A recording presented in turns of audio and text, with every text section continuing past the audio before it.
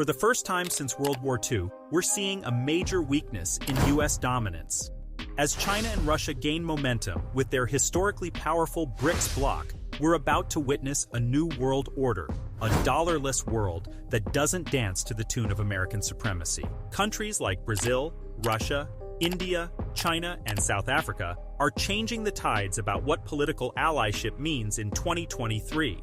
While the bloc is still testing its waters, NATO's geopolitical position hasn't been this vulnerable in decades. In this video, we're breaking down why BRICS is pushing for a new world order, why the bloc is gaining popularity as opposed to NATO, and finally, how the China-led alliance differs politically from its US counterpart. Before we start, subscribe to our channel.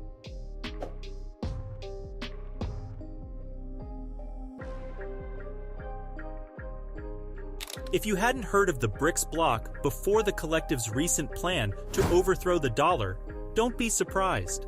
While the bloc's congruent pursuits go back to 2006, the organization kept itself low-key until 2022, which is odd, really. BRICS countries aren't historically tied as NATO countries are, and as it stands today, Brazil, Russia, India, China, and South Africa aren't looking to pool their military resources to make a combined Eastern Front. The geographical diversity as well as varying geopolitical goals won't let them do that. Not yet, at least. As a collective, the BRICS countries yearn to represent something hopeful and novel. The bloc is finding its ground to create a new world order that is free from Western hegemony. Or more appropriately, free from the reins of the superpower that has been conclusively ruling globally since the Second World War. At its very core, the bloc hopes to become a savior or the spokesperson for all emerging economies, especially the ones that are actively trying to push through the developing world label. Such countries are of the belief that the developed countries have failed the developing parts of the world exponentially. From trapping resource-lacked nations into the predatory shackles of the Western financial system to infringing on their right to use fossil fuels, these economies are inherently disadvantaged. And they can only liberate themselves from overarching Western influence if they can match their economic might to that of America. You see, the global campaign for the de-dollarization is only the building block for the upcoming galvanizing anti-US campaign. Since the BRICS countries are meeting for a historical summit in August 2023, we can expect the bloc to lay out defining aims and objectives for the entity. Ever since its inception in 2006, the organization has been pretty vocal about forging an alternative financial system that doesn't trade in the US dollar. In the aftermath of the economic meltdown in 2008, the demand for substituting the US dollar with a more stable currency gained momentum. Yet, despite the failed banks and plummeting stock market, the dollar held its ground. Then something extraordinary happened in 2022. For the first time ever, the total economic output of BRICS nations, which is measured in purchasing power parity, exceeded that of the US-led G7 bloc. In the blink of an eye, the band was back together. China, in particular, emerged as the undeniable leader of the entity to push for a new world order, an order where the world doesn't rely on the US dollar to strike trade agreements and carry the usual export-import business. As it stands today, the combined power of the BRICS could be a massive blow to any economic cooperation organization, including the G7 and its friendly ally, NATO. In terms of sheer numbers, US-led military and economic alliances are no match to the China-led bloc. Almost 40% of the world's population, at least 3.2 billion people, are housed in BRICS countries. These countries are responsible for generating more than 1/4 of global economic output. Shocked yet?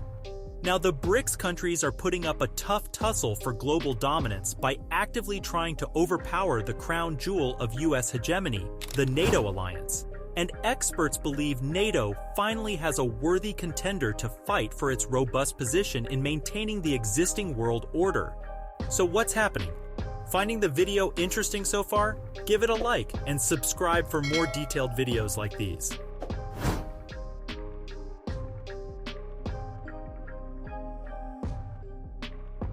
If geopolitics was a popularity contest, we definitely put our money on the BRICS countries.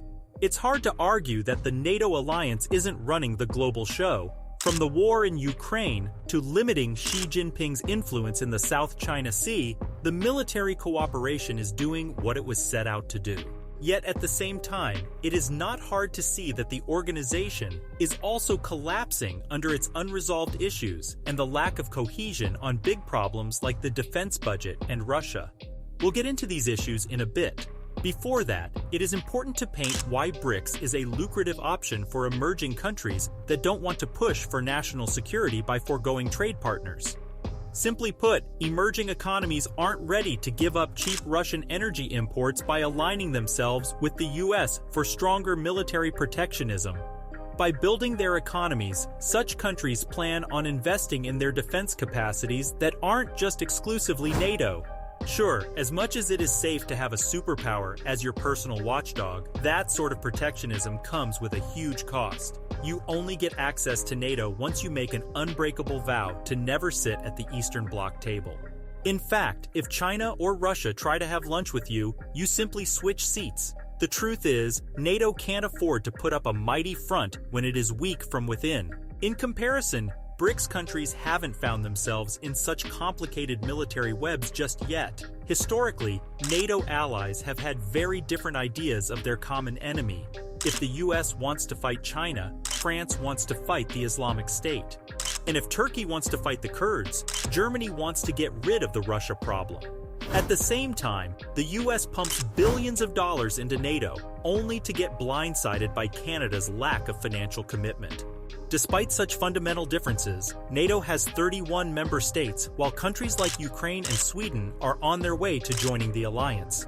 On the other hand, BRICS is only a small cumulative of 5 yet powerful and economically sound countries. At the same time, the bloc is about to get a huge advantage over the NATO alliance. In a groundbreaking maneuver, countries like Iran and the Kingdom of Saudi Arabia have shown interest in joining the BRICS countries. It is expected that the founding members will discuss the expansion of membership in the August 2023 summit. And if the deal goes through, not only the bloc would have major oil-producing economies on its side, but it would have also convinced the countries to de-dollarize. Both Iran and KSA are already planning to do so. Before the bloc's historical summit, more than 40 countries expressed their interest in joining the BRICS alliance. All things considered, even at its early stages, BRICS has a common goal to achieve, unlike NATO allies. The emerging bloc wants to dethrone the US from its hegemonic seat so other economic hubs can reach their true economic potential. As of July 2023, the US-led bloc encompasses 45% of the world's GDP. In isolation, that is a huge number until you realize two notable issues with this statistic. Firstly, NATO has a significantly larger membership pool than BRICS. Even then, big NATO economies, including the US, can't compare with the sheer economic upscaling of the BRICS nations. Secondly, if more Gulf nations and oil economies accept a China-led economic bloc, NATO's sheer money power won't be a match for BRICS. The competition won't be close either.